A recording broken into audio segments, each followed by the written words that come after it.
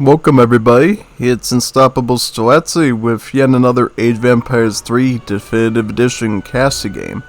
Today we got a spicy 1 versus 1 between the Japanese and also the United States. United States with J.K. Shaman, we've seen this quite a bit. He loves his Cowboys and he loves his gold too, so should be interesting if he has any special spins on it today. Before we get started, let's look at the map real quick. One thing to notice on this map is these wonderful little trade routes you got in the back here with the native site. This is going to secure it for both players. So basically, if you wanted to take these trade routes out, or should they build on them, you'd kind of have to get through here first. Unless they go all the way over here. Which should remind you of the other thing on this map. We got very big sections of fishing over here, even with a couple of whales as well, so if Japan, for instance, wanted to take over these, they'd have a field day catching all this food up here from these fishes. Yeah, so definitely something they might consider. Anyways, let's get started now. Yeah, so Japan. What can I say about Japan? They're defensive and they're also very economical. They might not be able to hunt, and they basically live a very pescatarian lifestyle, not eating any huntables or herdables, but overall they could get a pretty good economy thanks to shrines. Works pretty simple. It's a house that you plop down next to some animals here. The animals graze in front of the shrine, and they actually add to the gather rate from that building. See, shrines actually trickle resources that you configure, either food, wood, or coin. And there's even some further options later down the road that Japan has certain cards that gives you more options, so yeah, definitely.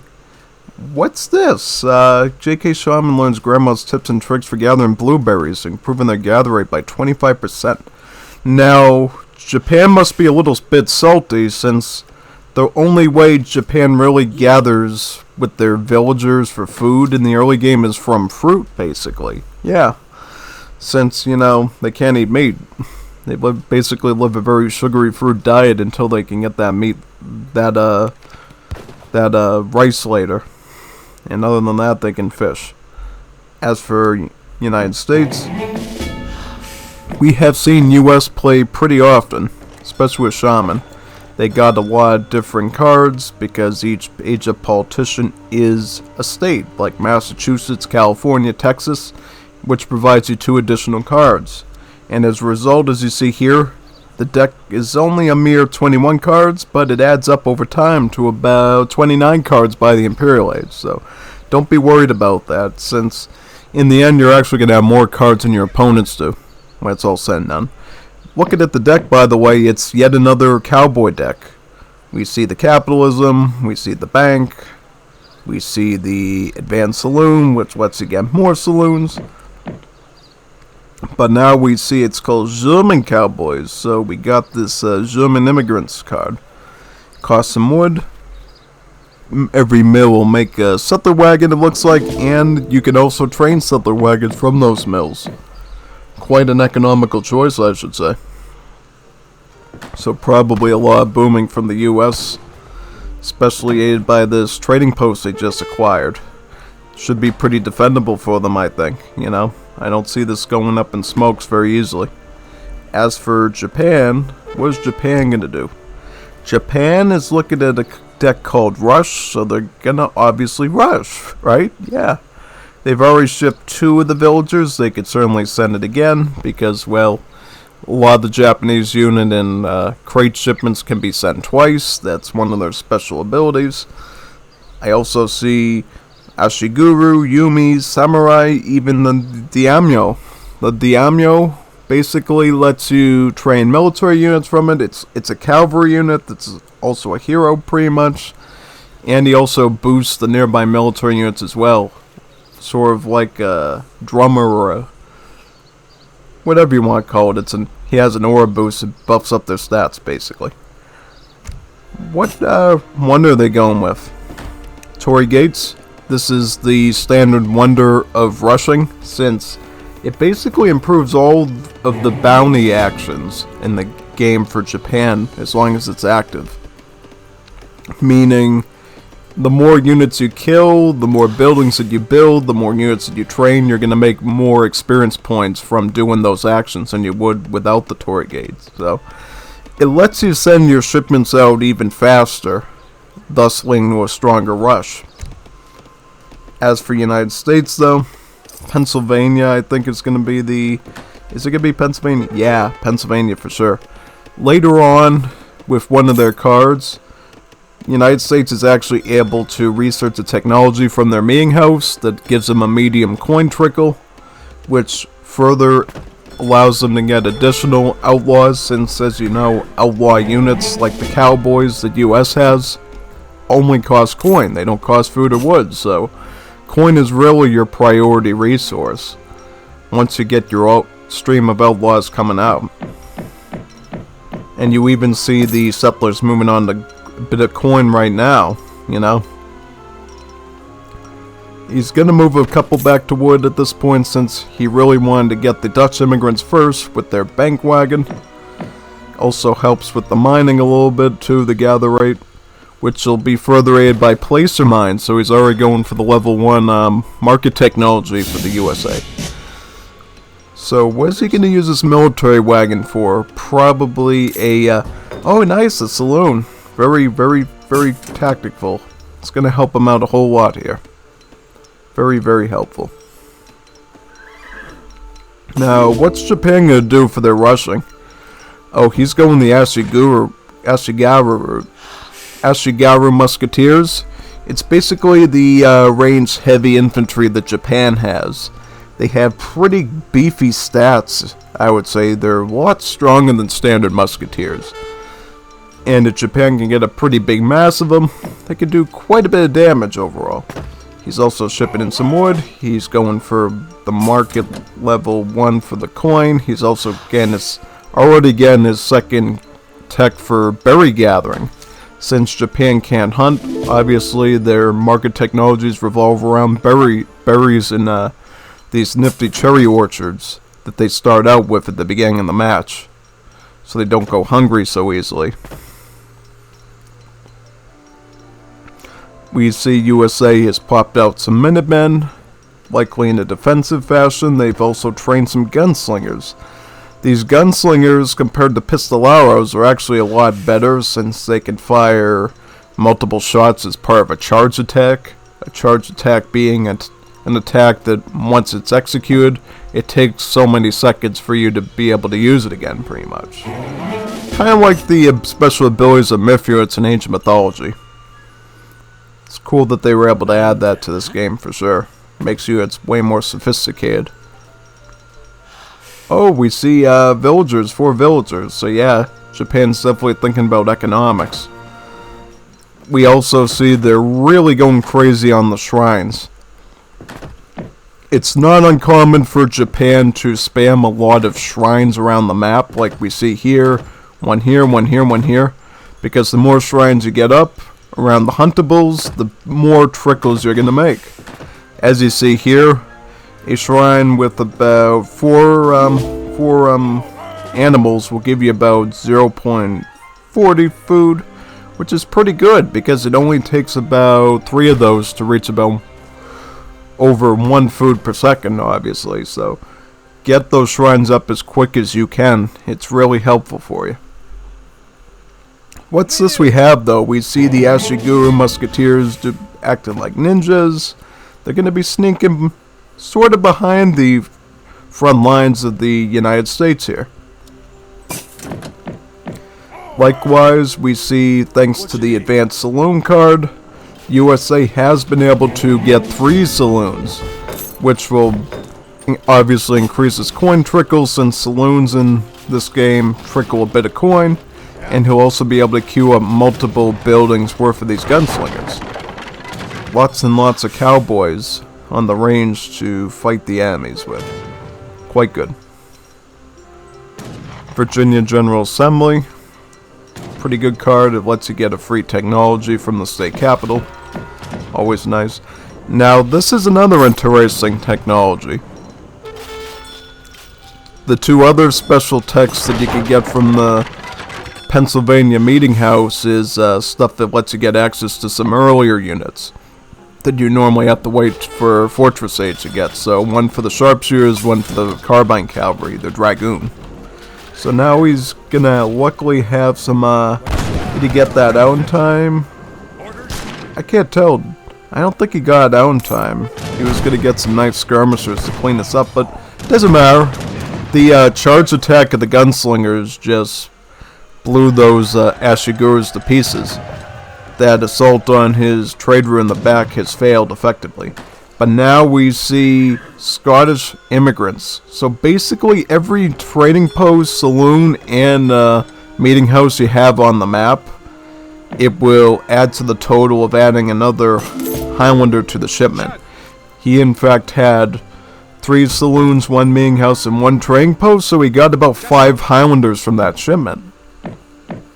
As you can see here, they're definitely beefier than your average Imperial Age Musketeer, so a very brutal unit to have in Age 2. If he could have gotten about 10 of them, that would have been really insane. Really insane. Would have done a lot of damage. At the same time, now Japan has to think of a defensive strategy since their initial assault has failed. I see some Nagis here. Nagis are a little bit weaker than Hussars, but they are stronger against skirmisher units, or really any infantry that does not have the heavy infantry tag, which it has a bit of a malice to. It's really meant for skirmishers, archers, and also artillery. This is interesting. It looks like Japan was using the Portuguese to cheapen the building costs of their shrines. That's pretty tactical, and it's a play you often see with Japan in early game. They will go Portuguese as the first consulate ally to make their buildings cheaper, including their wonders, but also their shrines, so it could be used to a great effect, really. But now you're going to see them probably change to either Dutch or Japanese isolationism, I think. Yeah, he's got to deal with these too. Hopefully the Nagis should be out real soon to deal with the Sharpshooters. They will deal some pretty good multiplier damage against these. But it looks like the Ashies might be able to handle it on their own though. You know, it seems like it. At this point, Japan has the home field advantage and they can use the town center to aid in that defense a little bit. But at the same time, I think these shrines are going to go down though, which Japan is not going to be too happy about. You know, every shrine you burn down from Japan is really a kick in the gut for them, you know. It's a kick in the gut to their whole economy, because they really depend on these shrines to do really well. And I wonder what Japan's going to do to get him away from these shrines, if he can. I think these 3 are gone, or I don't know about these 2. Oh yeah, and this one too. That one's definitely vulnerable. Oh, what do we have here? We have the Golden Pavilion for the Fortress Age Wonder. It gives you some Yumi archers, and it also lets you configure a special boost for your military. And it looks like he has the range unit configuration. Basically, as long as this configuration is active, it will increase the attack of all range units. So the Yumis and the Ashigurus, also the Yabasume cavalry archers. It's very powerful. It's the common option, I should say. We do see Discipline Nagis coming out. We don't see a whole lot of skirmisher style units yet, but I think he's going to be anticipating that real soon, especially since USA is also in the Fortress Age right now. It looks like Japan has also gone with the Dutch, not only for that teeny weeny little coin trickle they have when the Dutch allies are active, but he could get some special buildings as well. He can get a bank, he can get an arsenal, he can get a church, and he can get a livestock pen to add herdable goats to his shrines here. So quite a lot of options for the Dutch. And after he's done with that, he could probably switch to Japanese isolationism to buff up his stats a bit. We do see Discipline Ashigurus as well, since that seems to be his mainstream unit at the moment. What about USA though? What? Oh, this is not good. We see Wild West coming in, so these gunslingers are going to gain even more stats. since it buffs up all the outlaw units with that outlaw tag. And we see rolling artillery. This is a very annoying card to deal with. The first time you send the card, it gives you about 3 Gatling guns, a rapid fire artillery piece, then it sends 2, then it sends 1, and then the cycle repeats again. From 3 to 1, 3 to 1. So, depending on how you time that out, you can get some really opportunistic artillery shipments in. We do see some sharpshooters as well here, so those Nagis are luckily going to see some effective action, I think, if they're used well. Even more sharpshooters coming in. We also see some blockhouses here. These are the result of the Russia-America company. Basically, it sends you about 2 wagons for blockhouses, and it also improves your hunting and gathering rates. Not only is this USA really trickling a lot of coin, but their hunting rate is not that shabby either right now. One thing I find interesting here, I see USA putting blockhouse number 2 on the coastline. He knows that Japan loves to fish, so he's going to try to deny him that fish boom economy should they try to go in that direction at all. Because as soon as the fishing ship goes near the blockhouse, they're going to get blown out of the water if they hang out there too long. Oh boy, it looks like the Torii Gate is at risk of falling. This would be kind of a frustrating situation for Japan, as their acquisition of shipments would be significantly slowed down with the destruction of this wonder. But I don't think there's much you can do, because by the time it gets over there, the Gatling guns are going to finish this thing off. Oh, flaming arrows, though, coming to try to save the day. Will they get there in time? Oh, whoa, whoa, whoa, whoa. Those flaming arrows, they did a perfect shot, killing 2 Gatling guns in 1. You're lucky when you can get effective shots like that, you know, and I should know, someone that plays Arena. The flaming arrow, that can completely wreck somebody's game, man, if you're not careful. Definitely gotta be careful of those things. You also gotta be careful with these Nagis, getting ever more closer to your sharpshooters. It seems like right now, though, they seem to be meleeing a bit with the heavy infantry, which I'm not too... Yeah, finally you're moving on to the sharpshooters, which you should be doing. Also, the flaming arrows are going to provide a bit of range support for you. Now you can look at taking out this blockhouse next, I think. Oh, but now we see the Cowboys, the Dragoon Outlaw. The Nagis do not want to deal with these, and nor do the flaming arrows, since they also have multipliers against the artillery. Oh, we see Oklahoma Black Mesa, a cold prospector wagon and 5 gunslingers. Now the gunslingers can gather coin from mines. So yeah, I mean, if you let USA idle too long, they're probably going to start eating up all of these silver mines just with their Cowboys. I'm going to be careful to see where these Cowboys go exactly. Are they going to raid? Are they going to just scout around? Here's a villager right here that they could scoop up real easy. Yeah, it seems like at the moment they're just trying to scout around without making too much ruckus. Yeah, I mean, they certainly could have taken some shots over here for fun and to set back its eco a bit. But now Japan is fully aware of what's going on. They're going to send some Nagis at them, which I'm not too sure about.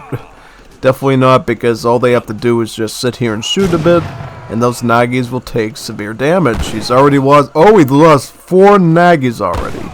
Not good. Not good. They're quite expensive. About 5 Nagis down. 6, 7. Yeah, you basically lost your whole cavalry force to this little exchange here. So that's probably very painful for you as Japan right now. And I think in general these Cowboys will, yeah, at least 3 or maybe 2 of them might get away here. Yeah, they definitely did their objective real well. In the meantime, Japan is going for that fish boom that I'm talking about. We see about 2 docks on this side. Which, yep, he's queuing up this one, he's queuing up this one, he's starting to get his second fishing upgrade. I think eventually Japan is also going to put some docks down here and take the other side of the water, just to make up for the loss of shrines that he faced on the front of the map here. You know, he's got to make up that eco somewhere if he wants to keep up his Japan, you know. Japan really has to boom out a lot to do well. Once they start getting starved of resources, obviously your army of Yumi, bowmen, as well as your Ashiguru musketeers starts to falter a bit, and then you die. Then you die. Definitely need to be careful of that. We do see a switch to a little bit of farming, it looks like. We see one rice paddy here being worked on, mainly due to the cherry orchard finally being depleted. He could try to risk grabbing these blueberries up here, but I wouldn't with the blockhouse. He also got the Cowboys mining the nearby silver mine here. Yep, we do see the docks coming up on the other body of water.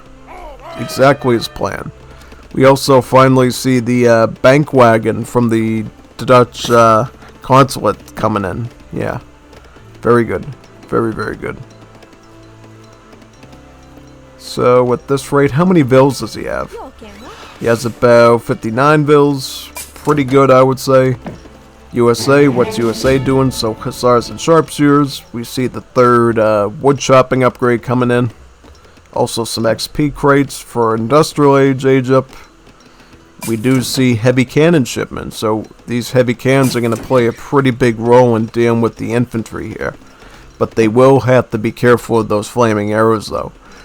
Japan can honestly start swapping over to flaming arrows if they see those heavy cannons doing too much damage. Is there any other sorts? Yeah, we could totally see Kovat's Legion coming in. We could see Dance Hall, which would make the Cowboys less pop intensive against them. Yep. But we'll see. Oh, nice. We see a town center here. This is here to frustrate the Japanese from putting any sorts of fishing boats this deep into the water, as well as potentially some sort of warship that could train military units, which they have access to. Bill of Rights improvement complete, standing army improvement complete, so now United States is thinking about training upgrades. Also looking at upgrading Hussars. I just saw veteran Hussars coming in. I'm ready. What is going to be sort of the late game comp of the United States? So maybe sharpshooters and Hussars maybe. Also some outlaws. Covered wagon. Ah, nice. So now we see a covered wagon coming out. Ideally in this spot, so now you're protecting this body of water even further with the blockhouse that's already here. And also we see Japan taking their defenses seriously, starting to put some walls up from about the shrine to the sea line over here. We might see a wall over here as well, I don't know. Maybe the shrines are going to just be there as a lookout for them. Alright, so now we see veteran Hussars going in for some raiding.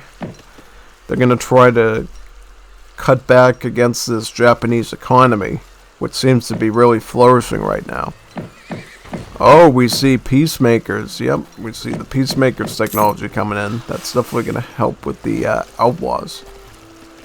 Also, Culverins Royale, so USA is definitely thinking about flaming arrows and how to deal with that. He's probably going to make maybe 1 or 2 culverins just to shoot those up if they get in the way of his heavy cans. We do... Oh, wait a second. We do see one settler going down here. But these Hussars have a chance to just sneak their way out of there. So, what... Yeah, it looks like they just got out. Wonderful. Wonderful work. Now you got this army of all this infantry coming after them. Hopefully the Hussars can get out.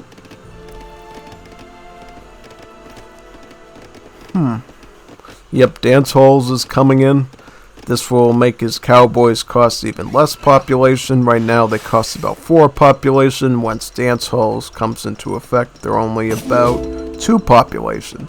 So much more manageable to spam. Much more manageable to spam now. And I'm assuming he also has refreshing drinks research at this point. So now the charged attack for the Cowboys here is going to be even quicker. So we'll be seeing even more bullets flying out of their revolvers. Yep, these are the culverins I was talking about. These are going to be a protective measure against any sort of flaming arrow spamming. How many flaming arrows does Japan have, actually? That's good to find out now. So, right now, I don't see a flank. He has about 6 of them, so those culverins are actually going to be really good against these. Might even be a bit overkill, as he might be able to take these out in 1 to 2 volleys, depending on their placement. We see Japan finally going for a industrial age wonder, the shogunate. This will grant him a free daimyo that he can use to buff up the stats of his units, and he can also train some units on the front line as well, which will be quite helpful.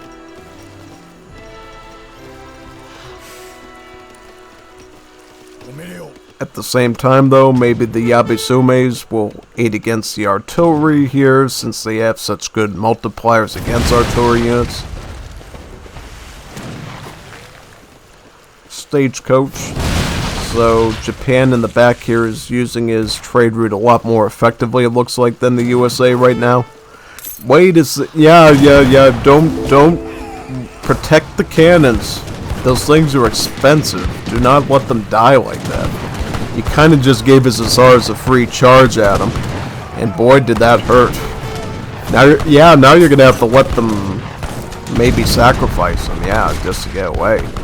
But now the Yabisumes are targeted on this, which cannon is he targeted on? This one right here, is that culverin? Oh boy, why not target the heavy cannons? These are the ones you need to really worry about. These are the ones you need to be really concerned about. Big time. You gotta get these things taken care of. If you don't get those heavy cannons... Oh, but then we see Bosniaks. Bosniaks, these are really going to hurt against the Yumis. The Yumis are going to take a lot of damage from these things, these mercenaries. Oh, and now they're starting to get promotions as well. See their little rank here? Starting to go up as they're ripping apart through those archers. Oh, yep, a mound castle has just been taken down by these artillery pieces here. Can Japan fend this off or not? That's to be seen. Right now, it looks like this force of U.S. infantry combined with the artillery here is going to slowly start to shell their way into the Japanese base. We see a defensive Yumis and Yabisumes taking hold here. Also, the daimyo in the back is starting to beef up their stats a bit to do this operation. Oh yeah, so it looks like Japan has switched over to the Japanese isolationism. Basically, one of the technologies for this is it lets you queue up about 10 units in one block from a military building. As you saw before, you noticed that about 10 Yumi archers were coming out at a time from the barracks instead of the usual. Yep, 6. That's way over the limit of what you're used to, right? Usually you can only send blocks of 5. But once that technology comes out, you can send blocks of 10 of really anything, even the cavalry like the Yabisume. Even that. We also see the guard upgrade, the honored Yumi archers coming out, ideally to deal with these ranged unit threats from a longer range. But good capture. He managed to take out about 2 outpost wagons. Very good. Look at how cheeky this outpost. Oh my, look at this. He's actually sticking towers, enemy towers, right next to the docks. Right against the enemy docks. Have you ever seen this before? This type of a sneaky play? He literally snuck these towers right next to the docks. So nothing is actually safe. Boy, is that a smart play. I would have never thought of that before. That was bold. That was really a bold play, you know, just sticking the towers in there like that. But unfortunately, USA is letting their artillery get exposed, and they're going to lose their heavy cannons as well as the culverins. Their most expensive units right now. What is he going to get from here? Who knows? We're going to have to wait and see. Japan is still booming with fishing ships. Impressive. But I think definitely this side is going to be a bit harder. Especially when USA is actually producing Minutemen from this outpost here to take down the docks. These fishing ships, unfortunately, are going to have to move their way a little bit But then they can't because you got a town center here, you got a blockhouse here. And to be even more annoying, USA is also building their own docks so that they can eat up the little fishes themselves. So Japan cannot enjoy their only non-fruit based food item right now. Definitely not good.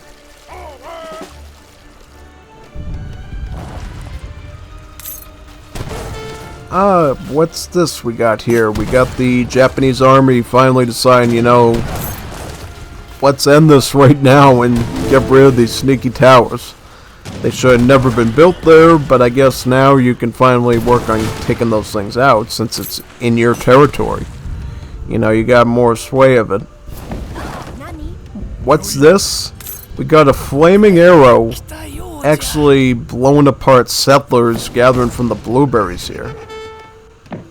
It's all in that treasure at the beginning that Shaman got. 25% increase gathering from the blueberries, so it's thinking, you know, at this rate, why not just go for it? We could definitely use those sources of food. But at the same time, we see what we see here. Bosniaks, Hussars, we see some Carbine Cavalry, a couple of Guard Sharpshooters. I can't quite tell yet what USA's full-scale military plan is yet. We also see USA fighting for the water on this side too, starting to make some fishing ships over here. They've already got about 2 factories it looks like, so USA is sitting pretty in terms of their coin trickle. They're definitely going to be able to make a lot of outlaws with that. That's for sure. As far as the long-term strategy, I think USA is mostly concerned with denying Japan their fishing boom as much as possible, so that the only thing they're really going to have going for them later on is the whales, probably. At the same time, they need to start thinking of a long-term military strategy, like what sort of comp am I going to go with to deal with this Japan, who is actually going to start going on an offensive now, using these Morotarus to start sieging on the blockhouse. Morotarus are basically just a Japanese mortar. They can't attack units, but they can attack ships and buildings, which they're doing right now to this blockhouse. That's too bad. You lost them, though. You lost them. You're going to have to deal with this heavy cavalry army, ideally with your Yabasumes taking the brunt of the damage, if possible. Nope. I don't like that very much, because basically you're going to get free promotions onto these Bosniaks every time they swoop in with a kill. Yeah, not good. Not good at all. Yeah, see, this Bosniak is already the golden rank, pretty much, so plus 15% HP and plus 15% attack. These Bosniaks were literally gaining statistical value by ripping apart these archers here exposed. But then we see more Yumi archers, then we see Yabasume. The Yabasume are going to be the key to cleaning this up, I think. Get the Yumis to target the light cavalry, so the Cowboys, the Carbines, and then use the Yabasumes to deal with the heavy cavalry, should they appear. Right now, though, it seems to be a skirmisher and dragoon comp on both sides, which is telling me it's going to take either artillery or some sort of hand cavalry to break the tide here in the balance. Oh, nice. We see an inspiring flag, too, over here. This inspiring flag will buff up the stats of these military units nearby. Transforms into a royal embassy for additional support from royal houses. Ah, that's always nice. You can take advantage of his native settlement. Also, we see Guard. Is that Guard Hussars coming in? We also see a frigate coming in. That's a pretty heavy ship to be putting into this teeny-weeny batch of water here. On this side, we see some Funes. These are basically like caravels. They're a very light ship with a broadside attack, and he's going to try to take out his dock with these. But that's going to be denied very swiftly by this town center that has a very strong anti-ship attack. So I don't think you want to do that for too long without some sort of siege support. But then we see this. We see a monitor. Where's the monitor come in from? The monitor is going to come in on this side, actually. The monitor is a siege ship. It shoots from very far away, and it's really meant to be used against buildings. Like this building. Finally, you're getting that outpost down. That thing has been torturing you for way too long. He even had to make these Yamabushi clubmen here to deal with that. These Yamabushi are basically just pikemen, pretty much, you know. About 5x against cavalry, so about the same multipliers as a pike. Also, we see rice paddy upgrades for coin coming in. At this rate, I think rice paddies are going to see a lot more light now from the villagers coming out right now. How many vills are there, though? About 73, so he's actually almost at his build limit, so he's doing really well with the booming. Still has some fishing ships working, he's got the shrines, so you, Japan, you're doing really well economically right now. And comp-wise, I think the Yumi Yabasume comp is doing really well right now against these units from the US, because the Yumis, I think, just have really good range. They also have a great rate of fire as well, being the bow unit. So yeah, I definitely... Well, wait a second. Seems like the Yumis actually have the same rate of fire here, which is kind of interesting. I would have expected the Yumis to fire a bit quicker, but I guess since he uses a very tricky longbow, that it takes as long to aim those things as it would be to reload the gun, I guess. Interesting. But nonetheless, Yumis are still a very strong unit with a pretty good range. Oh, we see an ironclad. Ironclad. This is a very heavy ship. This is a very heavy ship indeed. It will take out this monitor here and start doing long-range attacks of its own against the Japanese side.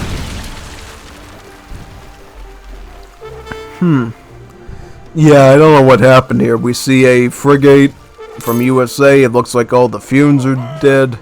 And I'm going to assume these ducks are going to be the next target.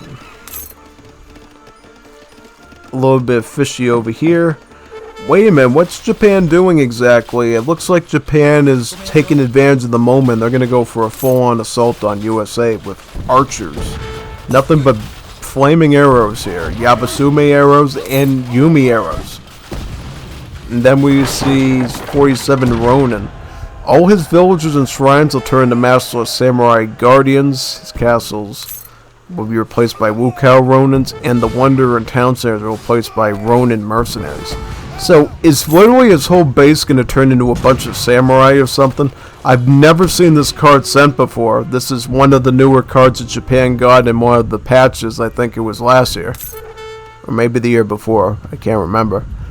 It's definitely going to be very powerful, though. Let's see it come to fruition. Look at all these samurai. They're gonna... Oh! Look at that! All the buildings just turned into samurai. All these masterless samurai, I mean, they don't look that good, but, you know, they're just a nice hand unit that don't cost population, so you can definitely do a... Oh, wait a second. Since the shrines turned into samurai, that means he literally is totally housed right now. That's so weird. I have never seen anyone use that card before. I always wondered if it was viable or not.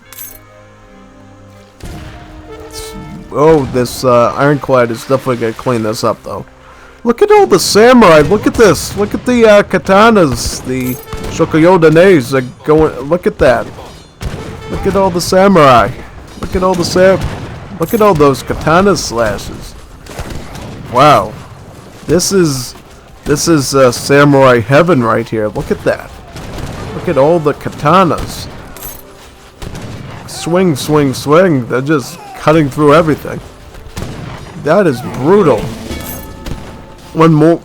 Oh, never mind. I think in the old game, I don't think that the Master Samurai actually have an infantry tag, but here they do. Heavy cannons? Nope. That's not going to help. The Master Samurai are just going to run super quick in you and deny you those shots. Boy, is this a very strange build to see. I have never seen this build done before. I have never seen this card 47 Ronin ever used before. This is a really cool card to use because if you can get a large population of standard military units, That massive Ronin definitely gives you a huge advantage. And where are the, oh, here's the weapon in Ronin that his town center was. Yeah, this is the one to watch out for. This is the guy that's going to have some serious stats. 62 times 3 against cavalry. Even more around the Daimyos. Wow, very good. Yeah, look, yeah, I mean, these Cowboys, they're sitting there with the revolvers, and they're no match for these steel blades of the katanas when they're in that large of a number, man. It doesn't matter if you got firearms. The last samurai are definitely going to take the victory here. Yep. Yep, doesn't even matter. When you got that much samurai, you got the advantage, it looks like. Wow. Wow, wow, wow. That is the spicy build right there for Japan, folks. Spamming of the Masterless Samurai. But now he is a Master Samurai, I guess, since he's going to end up taking the win here, I think. You know, I don't think USA can deal with this very effectively. They've already lost a big quadrant of their base to these samurai here. Yeah, what's Shaman thinking right now? He's just going to queue up some sharpshooters, it looks like. He's going to send Kentucky Hunters, get some owl shoots. Oh, so it's going to give him, what, 5 Renegados and 20 sharpshooters? That's pretty good. You know, that's going to be enough skirmishers to maybe push us back a little bit. But who knows at this point. Yeah, apparently these guys don't have a heavy infantry tag, so they actually won't take any multiplier damage at all from the skirmishers, which is kind of unreal right now if you're USA.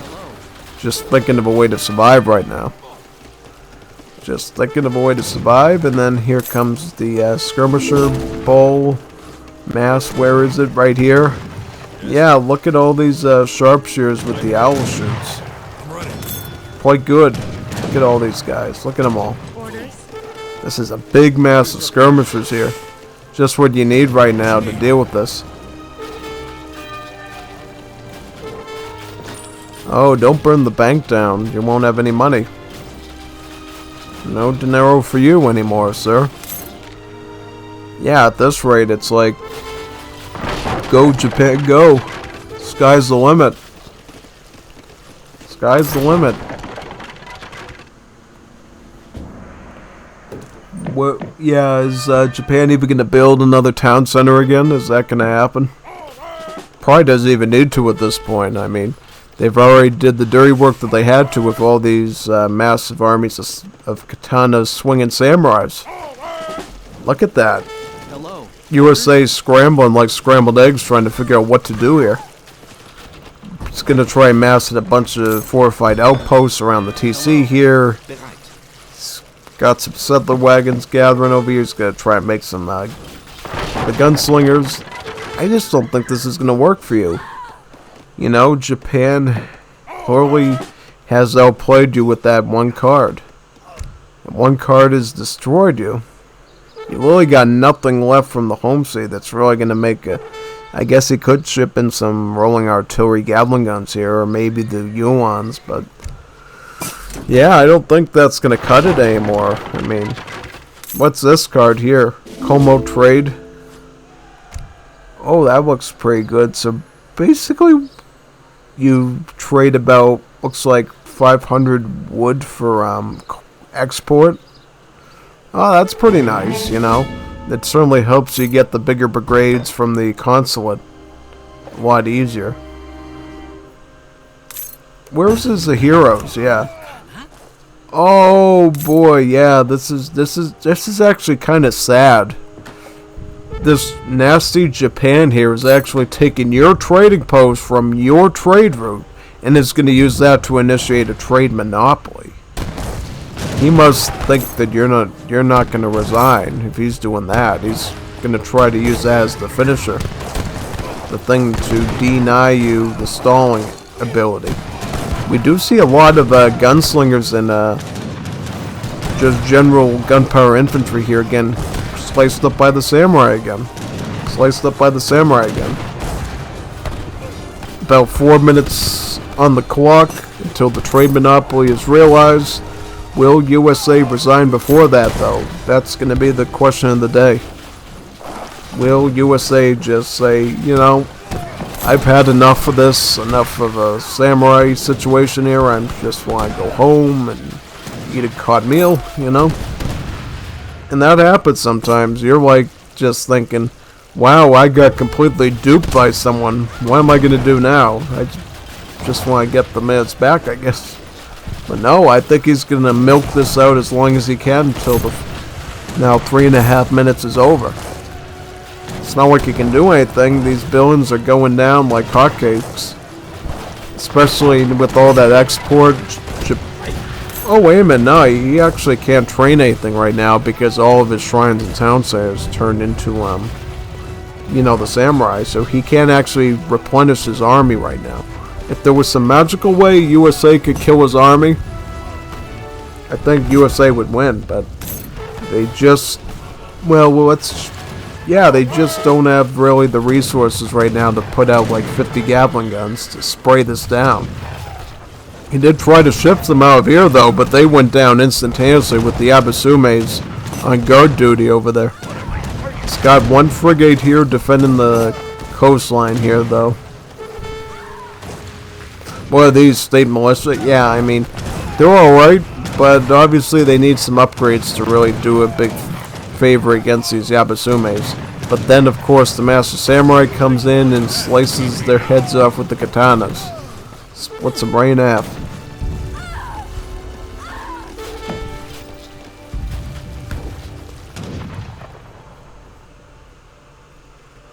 About 2 minutes on the clock against USA. Yeah, I don't know. Are they going to actually milk out the whole entire process of the trade monopoly?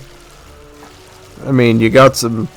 I'm sure Japan could easily shoot these watercraft here by using some sort of flaming arrow. Certainly. I don't think there's very much places to hide for if you're USA at this point. You've kind of taken a serious loss. The guard sharpshooters are trying to defend against these Yumi bowmen as best as they can. But then the daimyos come up close behind, buffing up the stats of those archers quite a bit. Using the frigate as a defensive measure to keep the Yumis from coming in too soon. Yeah, at this rate, I mean, all you have to do is hold. You don't even have to play offensively at this point as Japan. You just have to let the time tick down to past the 1 minute mark and you take home the trophy of really nasty samurai strategies.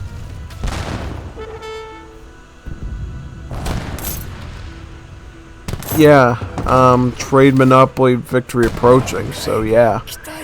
This is going to be over real soon for USA. Do you want to go out early, or do you want to milk it out every second of the way? I mean, at this rate, USA actually has a fair amount of resources, you know. You wouldn't think that at this rate, but USA actually has enough food to really queue up a bunch of more of these sharpshooters. They can make some artillery if they want to, so... in a sense, the trade monopoly is kind of a necessity of finishing USA off. As otherwise they would have the capability of producing units to stay in the fight longer. Yep, and here's the final, wait a second. Oh! What the heck? Did he just blow these up? Yeah, he blew these up. Oh boy. Good job, USA. You really got some American ingenuity there. You took out one of the trading posts, so now he has to do the ticker all over again. You know, he has to try the trade monopoly all over again from scratch. Good job stalling your opponent out.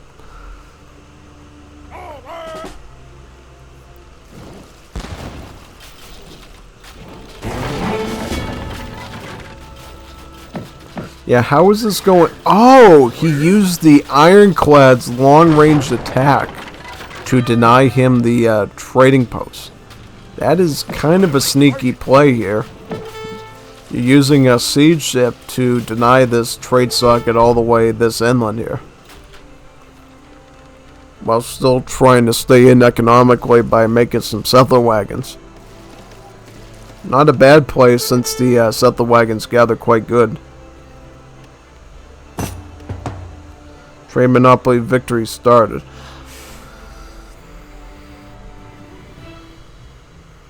Yeah, at this raid, we're gonna have to see if Shaman backs down, or he's gonna try to blow up another trading post again and stall it out even further.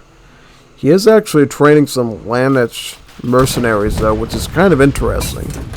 You know, I wouldn't think of these type of mercenaries to be used against the Masterless Samurai, but I guess because their damage is so high, as well as their little charge attack, they're gonna do pretty decent against those units.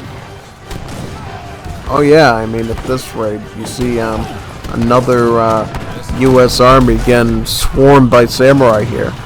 Though I would say most of the katana wielders are kind of dead at this point, so your biggest threat again is going to be the Yumi bowmen overall. Oh, another covered wagon from the state capital. Nice. Gonna have to put that down. Yep, put it down just in time before it became a real issue. Just gonna turtle it out over here, it looks like. And USA also seems to be bleeding of resources now. Before they seemed to have a lot of resources to try some stuff. Now they're kind of, yep, they've resigned. They don't have the means to fight anymore. Crazy game.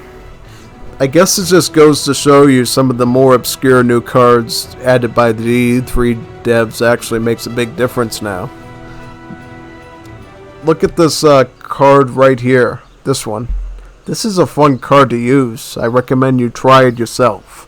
I should probably try it myself since I've never used it before. So, I guess that's the lesson of the day. Let's check the post game. I'm kind of curious how this went. So, resources, yeah, it seemed like Shaman really won in resources. Especially in coin. Almost 50k coin, man. He did get less wood and food, though, since Japan was more focused in that area, but this is a big number here. Big number. Also, how about military? Yeah, I mean, military was about the same for both of them, but Japan did end up taking the bigger lead in the end, thanks to their Masterless Samurai. I hope you enjoyed that little 1 versus 1 casting. I'm going to do a lot more of these, so stay tuned. Signing off now from this one. See you in the next one.